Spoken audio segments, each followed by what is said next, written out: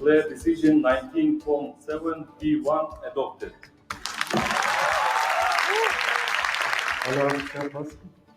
외국인들의 눈에 비친 한국의 모습은 때로는 놀라움, 때로는 감동으로 다가옵니다. 오늘은 영국의 유명 푸드 크리틱 에밀리 톰슨이 한국을 방문하면서 겪게 되는 놀라운 변화의 이야기를 소개해드리려고 합니다. 한국에 대한 선입견을 가지고 있던 한 외국인이 어떻게 한국의 진정한 가치를 발견하게 되었는지 그 감동적인 여정을 함께 따라가 보실까요? 안녕하세요. 저는 영국 런던에서 활동하는 푸드 크리틱 에밀리 톰슨입니다. 30이고 옥스퍼드 대학교에서 동양학을 전공했지만 솔직히 아시아 음식에 대해서는 그리 좋은 인상을 가지고 있지 않았어요. 특히 한국 음식은 그냥 맵고 자극적인 것 정도로만 알고 있었죠. 런던의 차가운 3월 아침 저는 가디언지 편집장으로부터 충격적인 제안을 받았습니다.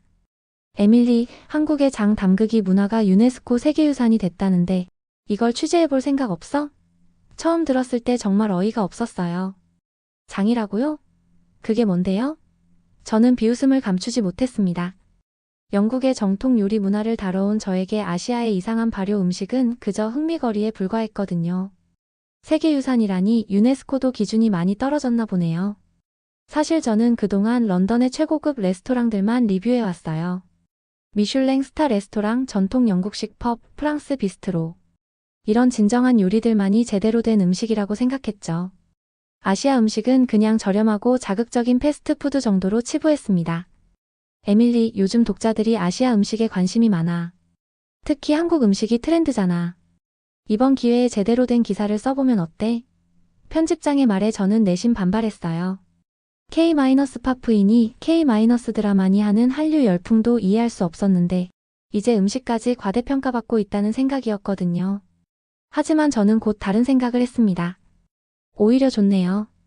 이번 기회에 한국 음식의 한계를 제대로 지적해보죠. 영국 요리의 우수성을 부각시킬 수 있는 기회가 될 수도 있어요. 속으로는 한국을 깔보고 영국을 높이는 기사를 쓸 계획이었죠. 인터넷으로 관련 자료를 찾아보니 정말 황당했어요. 한국의 장 담그기, 지식, 신념, 관습이 유네스코 인류무형 문화유산으로 등재됐다는 뉴스들이 나오더라고요. 도대체 뭐가 그리 대단하다고? 사진으로 본 장독대는 더욱 가관이었습니다. 시골 마당에 갈색 항아리들이 줄지어 놓인 모습이 저에게는 그냥 후진적이고 비위생적으로 보였거든요. 이런 원시적인 방법으로 음식을 만든다고? 영국의 정교한 요리 기술과는 차원이 다르네. 그래도 직업상 가야 했으니까 마지못해 한국행을 결정했습니다. 빨리 가서 대충 취재하고 돌아와야지. 어차피 별거 없을 텐데. 속으로는 한국 음식의 한계를 폭로하는 기사를 쓸 생각으로 가득했어요. 런던 히드로 공항에서 출발하면서 마지막으로 생각한 건 한국 같은 작은 나라에 뭐가 그리 대단한 게 있겠어? 였습니다.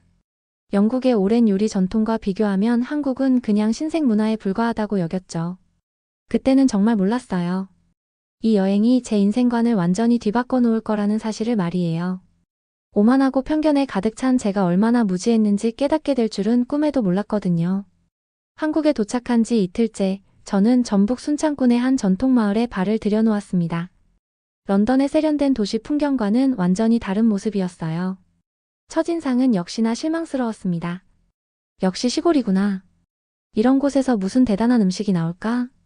마을 입구부터 수백 개의 갈색 항아리들이 줄지어 서 있는 광경을 봤어요. 현지 가이드가 저게 바로 장독대예요 라고 설명했지만 저에게는 그냥 지저분해 보였습니다.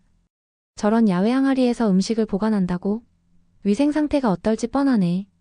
첫 번째 취재 대상은 마을에서 가장 유명하다는 박순자 할머니였어요. 70대 할머니가 새벽부터 장독대를 돌본다고 하더군요. 저는 속으로 이런 비과학적인 방법을 아직도 고집하다니라고 생각했죠. 할머니가 장독 뚜껑을 열어서 보여주실 때 짙은 갈색의 된장에서 나는 강한 냄새가 코를 찔렀어요. 솔직히 역겨웠습니다. 영국의 고급 치즈나 정통 에일의 향과는 완전히 달랐거든요. 이걸 정말 먹는다고? 한번 맛보세요. 할머니가 된장을 한 숟가락 떠서 내미셨을 때 저는 정말 주저했어요. 위생 상태도 걱정됐고 냄새도 이상했거든요. 하지만 기자로서 체면상 어쩔 수 없이 입에 넣었죠. 첫 맛은 충격이었어요. 너무 짜고 비릿하고. 아, 이건 정말 못 먹겠다. 얼굴을 찡그리는 제 모습을 할머니가 보시고 웃으셨어요. 처음엔 다 그래요. 익숙해지면 맛있어져요. 하지만 저는 이런 걸 매일 먹고 산다니 역시 후진국은 다르구나라고 생각했습니다. 영국의 정교한 요리 기법과 비교하면 정말 원시적이라고 느껴졌거든요. 할머니가 부엌에서 된장찌개를 끓이시는 모습을 봤어요. 뚝배기에 대충 물을 붓고 된장을 푸는 손길이 너무 투박해 보였죠. 이게 요리라고? 런던의 셰프들이 보면 기절할 거야. 우리는 매일 이렇게 된장찌개를 끓여 먹어요. 할머니의 말을 들으며 저는 런던의 고급 레스토랑들을 떠올렸어요. 정교한 플레이팅, 계산된 맛의 조화. 이런 시골 할머니의 투박한 요리와는 격이 다르다고 생각했죠. 그런데 묘하게도 할머니의 손놀림에서 뭔가 특별한 걸 느꼈어요. 비록 투박해 보였지만 나름의 리듬이 있어 보였거든요. 하지만 여전히 그래도 영국 요리와는 비교할 수 없지라는 생각이 더 컸습니다. 할머니, 이 된장 만드는데 얼마나 걸려요? 제 질문에 할머니는 3년이에요. 매일매일 정성을 들여야 하거든요 라고 대답하셨어요. 저는 속으로 3년이나? 얼마나 비효율적인가라고 생각했죠. 영국에서는 공장에서 대량으로 조미료를 만드는데 이런 수작업으로 3년씩이나 걸린다니 이해할 수 없었어요. 역시 아시아는 아직도 정근대적이구나. 저녁 무렵 하루 취재를 마치고 마을 펜션에서 휴식을 취했어요. 창밖으로 보이는 장독대들을 보며 내일은 좀 더 흥미로운 걸 찾을 수 있을까? 라는 생각과 함께 빨리 런던으로 돌아가고 싶다는 마음이 더 컸습니다. 그날 밤 제가 쓴 메모에는 한국의 장 문화는 비위생적이고 비효율적이며 현대적 요리 기법과는 거리가 멀다라고 적혀 있었어요. 완전히 잘못된 판단이었다는 걸 깨닫게 될 줄은 그때는 몰랐죠. 둘째 날 아침 저는 마을에서 가장 오래된 장독대를 관리하는 이금순 할머니를 만나러 갔습니다. 80대 할머니가 평생 장 담그는 일만 해오셨다고 하더군요. 처음 뵈었을 때 할머니의 거친 손과 구부정한 등을 보며 역시 힘든 육체노동이구나라고 생각했어요. 또 외국 기자가 왔네요. 할머니의 첫인사가 좀 차가웠어요. 아마 그동안 많은 외국인들이 구경하러 와서 대충 보고 갔나 봐요. 저도 솔직히 빨리 인터뷰 끝내고 다음 일정으로 넘어가자는 마음이었거든요. 하지만 할머니와 이야기를 나누면서 점점 이상한 기분이 들었어요. 저는 20살에 시집와서 지금까지 이 일만 해왔어요. 일제강점기도 겪고 전쟁도 겪었지만 장만큼은 포기할 수 없었죠. 전쟁? 저는 갑자기 관심이 생겼어요. 영국도 2차례 대전을 겪었지만 한국의 전쟁 이야기는 처음 듣는 거였거든요. 하지만 여전히 그래도 영국의 고난과는 비교할 수 없겠지라는 생각이었어요. 어떤 전쟁을 말씀하시는 건가요? 제 질문에 할머니는 한국 전쟁이요. 그때 남편도 잃고 아이들 먹일 것도 없어서 얼마나 고생했는지 라고 하시며 목소리가 떨렸어요. 저는 그 순간 약간의 동정심을 느꼈지만 곧 다른 생각이 들었어요. 그런 어려운 시기에도 이런 원시적인 방법을 고집했다니 발전이 없었구나. 영국은 전쟁 중에도 과학적인 식품 보존 기술을 발달시켰는데 말이에요. 그런 힘든 시기에도 장을 계속 담그셨나요? 제 질문에 할머니는 그럼요. 장이 없으면 우리가 뭘 먹고 살아요? 장은 우리 목숨줄이었어요 라고 대답하셨어요. 그때 저는 역시 가난한 나라의 생존 음식이구나라고 생각했습니다. 영국의 풍요로운 식문화와는 출발점부터 다른 거죠. 이런 걸 세계유산이라고 하다니 기준이 너무 낮은 것 아닌가? 할머니가 장 담그는 과정을 설명해 주실 때도 마찬가지였어요. 콩을 삶고 메주를 만들고 소금물에 담그고 모든 과정이 수작업이고 비과학적으로 보였거든요. 영국의 현대적인 식품 가공 기술과 비교하면 정말 낙후된 방법이라고 생각했죠. 실패할 때도 있나요? 제 질문에 할머니는 물론이죠. 날씨가 안 좋거나 마음이 급하면 망치기 쉬워요 라고 하셨어요. 저는 속으로 역시 비과학적이니까 결과도 일정하지 않구나라고 생각했습니다. 그날 오후 저는 마을의 다른 할머니들도 만났어요. 모두 비슷한 이야기였죠. 가난했던 시절, 어려웠던 전쟁, 그리고 장에 의존해서 살아온 삶. 저에게는 그냥 후진국의 비극적인 과거로만 들렸어요. 요즘 젊은 사람들은 다 도시로 떠나고 이 기술을 누구한테 물려줄지 걱정이에요. 한 할머니의 말을 들으며 저는 당연하지, 누가 이런 비효율적인 일을 하고 싶겠어? 라고 생각했습니다. 저녁에 펜션으로 돌아와서 제가 쓴 메모를 보니 이런 내용들이 적혀 있었어요. 한국의 장 문화는 가난과 후진성의 산물, 과학적 근거 없는 전통 고집, 현대 사회에 맞지 않는 비효율적 방법. 그날 밤 런던의 편집장에게 중간 보고를 했어요. 예상대로 별거 없어요. 그냥 가난한 시절의 생존 음식을 과대포장한 것 같아요. 유네스코도 정치적 고려를 한 게 아닌가 싶고요. 편집장은 그래도 좀 더 자세히 취재해봐. 독자들이 궁금해할 테니까라고 했지만 저는 이미 결론을 내린 상태였어요. 한국의 장문화는 그저 박물관에나 어울리는 낡은 유물이라고 말이에요. 셋째 날, 저는 마을의 공동체 식사에 초대받았습니다. 마을회관에서 열리는 작은 잔치였는데 할머니들이 직접 담근 장으로 여러 음식을 만들어 주신다고 했어요. 저는 내심 또 이상한 음식들을 억지로 먹어야 하나라고 생각하며 마지못해 참석했습니다. 그런데 식탁에 차려진 음식들을 보니 생각과 달랐어요. 된장찌개, 고추장 불고기, 간장 양념 나물들. 보기에도 정갈하고 색깔도 예뻤거든요. 그래도 플레이팅은 나름 괜찮네 정도로 생각했죠. 자, 이제 진짜 우리 장맛을 보여드릴게요. 이금순 할머니가 저 앞에 된장찌개 한 그릇을 놓아주셨어요. 김이 모락모락 나는 뚝배기를 보니 냄새는 여전히 낯설었지만 배가 고파서 한 숟가락 떠먹었습니다. 그 순간 저는 완전히 충격을 받았어요. 이게 바로 그 이상한 냄새가 나던 된장으로 만든 찌개라고. 깊고 풍부한 맛이 입안에 퍼지면서 뭔가 따뜻한 감정이 올라왔거든요. 이게 이럴 수가. 어때요? 맛있죠? 할머니의 물음에 저는 잠시 말을 잇지 못했어요. 런던의 미슐랭 레스토랑에서 먹어본 어떤 수프보다도 깊은 맛이 났거든요. 복잡하면서도 조화로운 뭔가 설명하기 어려운 맛이었어요. 마을 사람들이 모두 둘러앉아 함께 밥을 먹는 모습도 인상적이었습니다. 런던에서는 각자 바쁜 일정에 쫓겨 혼자 먹는 경우가 많은데 이곳에서는 온 마을이 가족처럼 어울려 식사하고 있었거든요. 에밀리 씨, 고추장도 찍어보세요. 다른 할머니가 상추에 고추장을 발라서 주셨어요. 처음에는 매울까봐 걱정했는데 막상 먹어보니 달콤하면서도 깊은 맛이 일품이었어요. 이것도 할머니가 직접 만드신 건가요? 그럼요. 5년 묵은 고추장이에요. 시중에서 파는 것과는 완전히 달라요. 할머니의 자부심이 느껴졌어요. 그리고 실제로 제가 런던 코리아타운에서 먹어본 것과는 차원이 다른 맛이었습니다. 식사를 하면서 할머니들의 이야기를 더 들을 수 있었어요. 우리는 아무것도 버리지 않아요. 무 잎사귀도 된장에 무쳐 먹고 콩나물 뿌리도 다 활용해요. 이런 지혜가 영국의 음식 문화와는 완전히 달랐어요.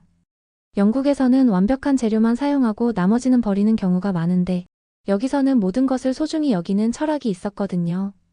이게 바로 지속 가능한 음식 문화구나 하는 생각이 처음으로 들었어요.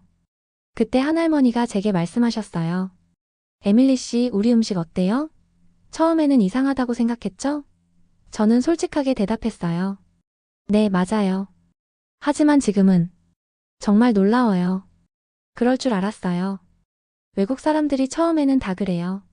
하지만 한번 제대로 맛보면 우리 음식의 진가를 알게 되죠. 할머니의 말에 저는 뭔가 부끄러운 기분이 들었어요. 그런데 바로 그때 예상치 못한 일이 벌어졌습니다. 마을 입구에서 큰 소리가 들려왔어요. 야, 이런 더러운 음식 먹고 사냐? 우리나라 음식이 훨씬 깨끗하고 맛있어. 누군가가 큰 소리로 한국 음식을 비하하고 있었어요. 저는 깜짝 놀라서 밖으로 나가봤는데 동양인 남성 2명이 마을 사람들과 실랑이를 벌이고 있었습니다. 당신들 누구세요? 제가 영어로 물어보니 그들도 영어로 대답했어요. 우리는 중국에서 온 푸드 블로거예요. 한국 음식이 유네스코에 등재됐다는 소식을 듣고 왔는데 정말 실망이에요. 우리 중국 음식이 훨씬 우수한데 말이에요. 그 순간 저는 깨달았습니다. 제가 처음에 한국 음식에 대해 가졌던 편견과 똑같은 태도를 이들이 보이고 있다는 것을 말이에요. 그리고 이상하게도 제 마음속에서 한국을 변호하고 싶은 마음이 솟아났어요. 12월 3일 밤 마을 회관에는 긴장감이 감돌고 있었습니다. 파라과이 아순시온에서 열린 유네스코 제19차 정부간위원회의 결과 발표를 기다리고 있었거든요. 할머니들의 떨리는 목소리가 들렸어요. 정말 될까? 우리 장이 세계유산이 될까? 저도 모르게 손에 땀이 나더라고요. 며칠 전까지만 해도 당연히 안 될 거야 라고 생각했는데 이제는 마음이 완전히 달라져 있었어요. 할머니들의 간절함이 제게도 전해졌거든요. 드디어 뉴스가 나왔습니다. 유네스코 무형유산위원회는 한국의 장 담그기 지식, 신념, 관습을 인류무형문화유산 대표 목록에 등재했다고 발표했습니다. 회관이 순간 조용해졌다가 곧 환호성이 터져나왔어요. 세상에, 정말 됐어. 이금순 할머니가 눈물을 흘리시며 기뻐하셨어요. 다른 할머니들도 서로 얼싸안고 울고 웃고 저도 덩달아 눈물이 났어요. 이 순간이 얼마나 소중한지 온몸으로 느껴졌거든요. 연합뉴스 보도를 보니 한국의 장 담그기 문화가 23번째 유네스코 인류무형문화유산으로 등재되면서 한국 전통 발효 기술의 우수성이 세계적으로 인정받게 되었다고 나와 있었어요. 경향신문 기사에는 더 자세한 내용이 있었습니다.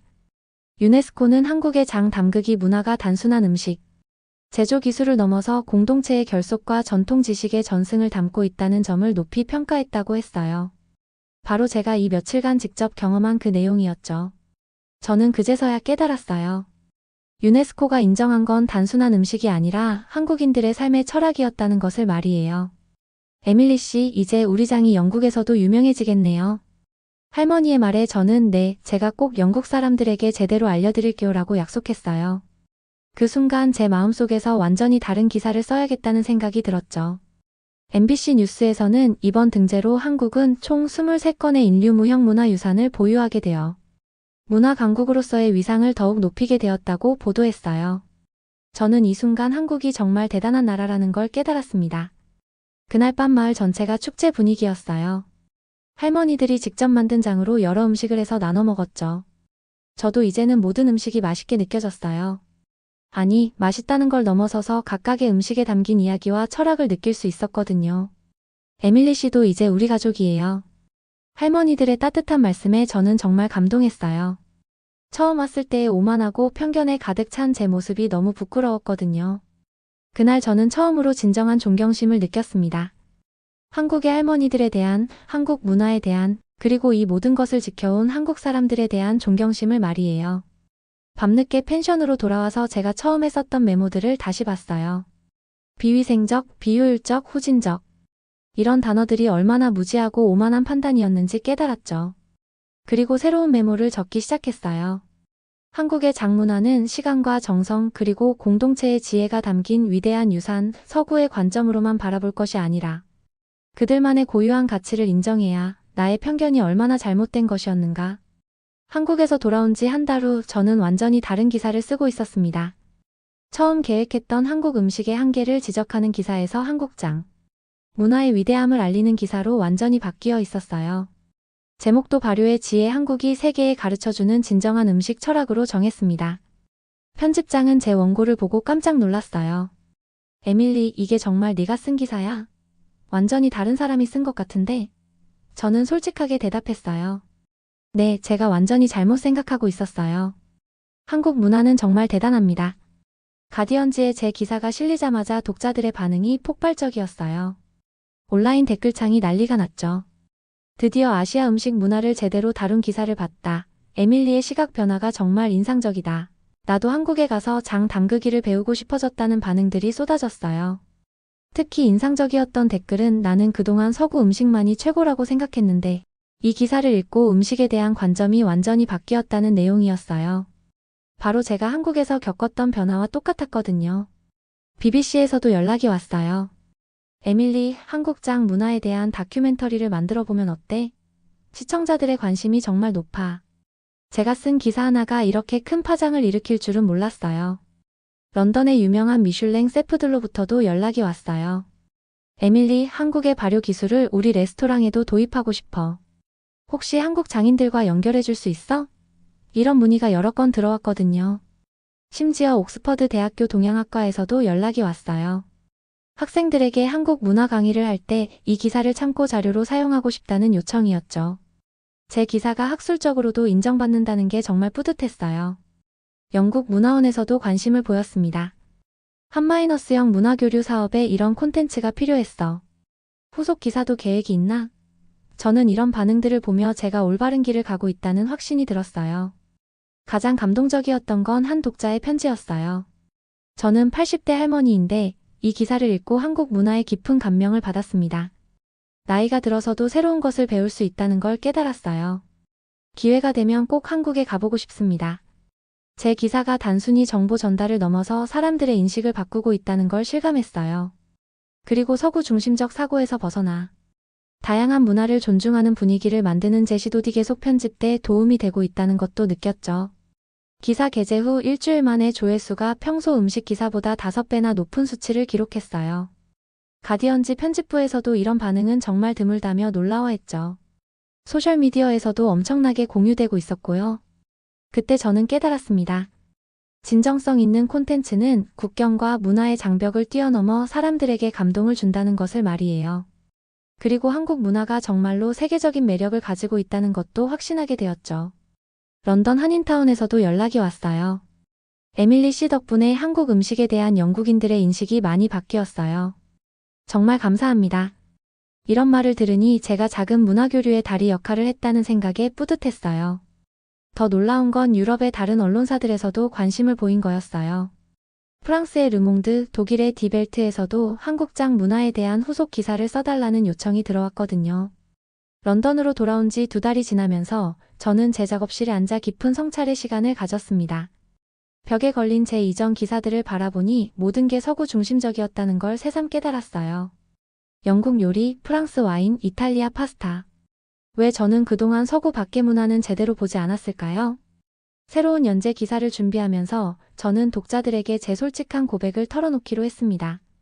한국에서의 깨달음 한 영국 크리틱의 부끄러운 고백이라는 제목으로 말이에요. 저는 옥스퍼드에서 동양학을 전공했으면서도 아시아 문화에 대해 제대로 알지 못했습니다. 영국 요리의 정교함, 프랑스 요리의 예술성.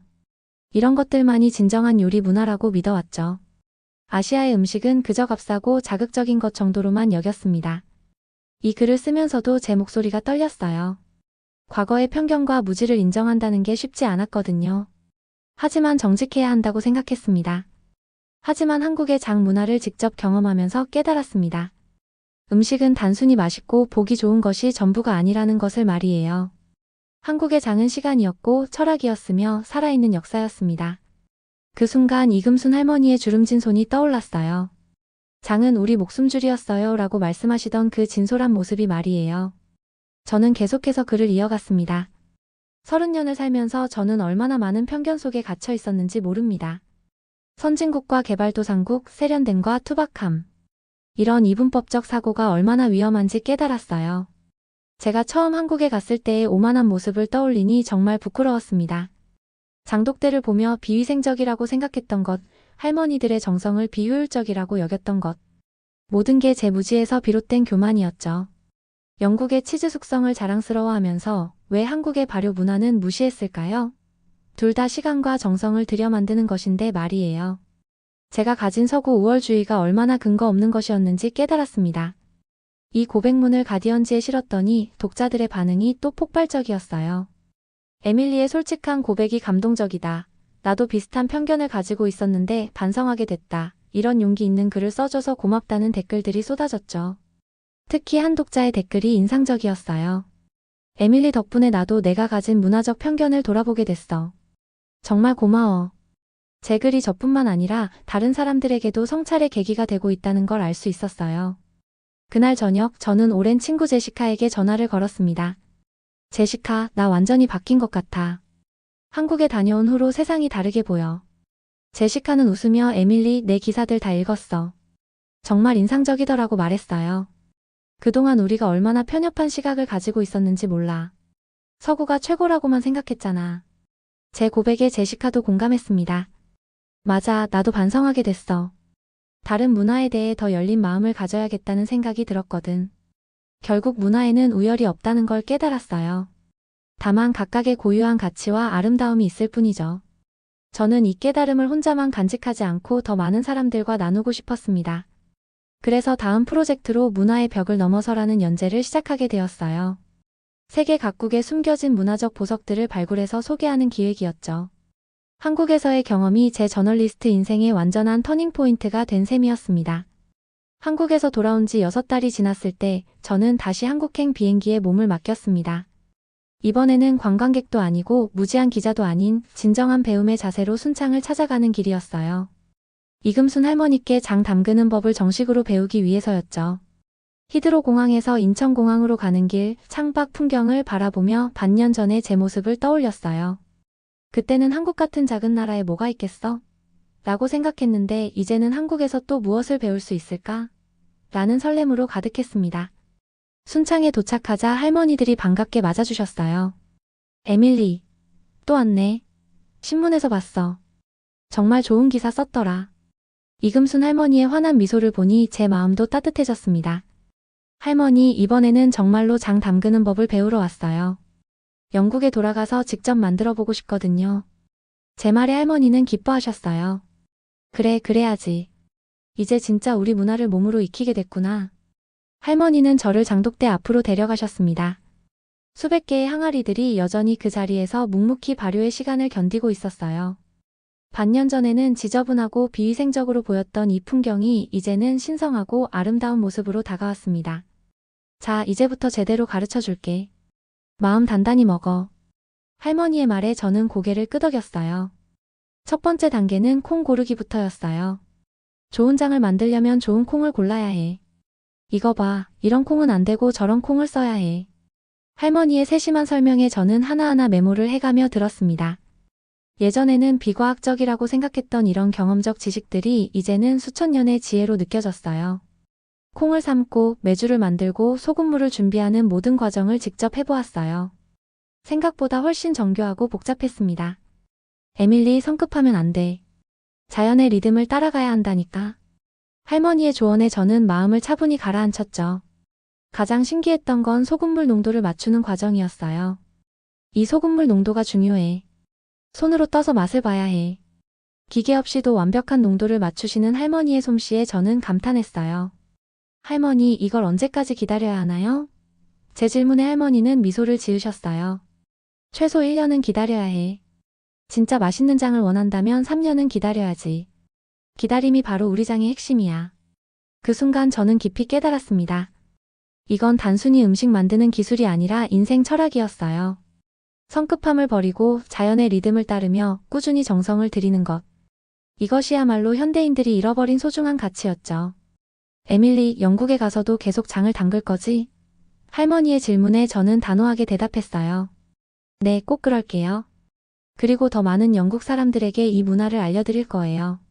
마지막 날, 저는 할머니의 거친 손을 잡고 약속했습니다. 할머니, 저는 이제 이 장 문화를 유럽에 전하고 싶어요. 단순한 음식이 아니라 삶의 철학으로 말이에요. 할머니는 제 손을 꽉 잡으시며 그래, 그렇게 해줘. 우리 문화가 세계로 퍼져나가길 바라라고 하셨어요. 런던으로 돌아온 후 저는 아파트 베란다에 작은 장독을 놓고 직접 장을 담그기 시작했어요. 매일 아침 일어나서 장독을 들여다보는 게 일과가 되었죠. 아직 완성되지는 않았지만 그 기다림 자체가 명상 같았습니다. 이제 저는 한국 문화의 진정한 전도사가 되었어요. 기회가 있을 때마다 사람들에게 한국의 장 문화에 대해 이야기하고 더 많은 기사들을 쓰고 있습니다. 다음에는 한국의 다른 전통 문화들도 소개해보고 싶어요. 여러분도 기회가 되시면 꼭 한국에 가보세요. 특히 순창 같은 전통 마을에서 진짜 한국 문화를 경험해 보시길 바랍니다. 그리고 댓글로 한국의 어느 지역을 다음에 취재하면 좋을지 추천해 주세요. 저도 다음 기획에 참고하겠습니다. 한국 정말 놀라운 나라입니다. 작아 보이지만 그 안에 담긴 문화적 깊이와 지혜는 세계 어느 나라와 비교해도 뒤지지 않아요. 저처럼 편견을 가지고 계신 분들도 한번 마음을 열고 경험해 보시길 바랍니다. 분명 인생이 바뀔 거예요.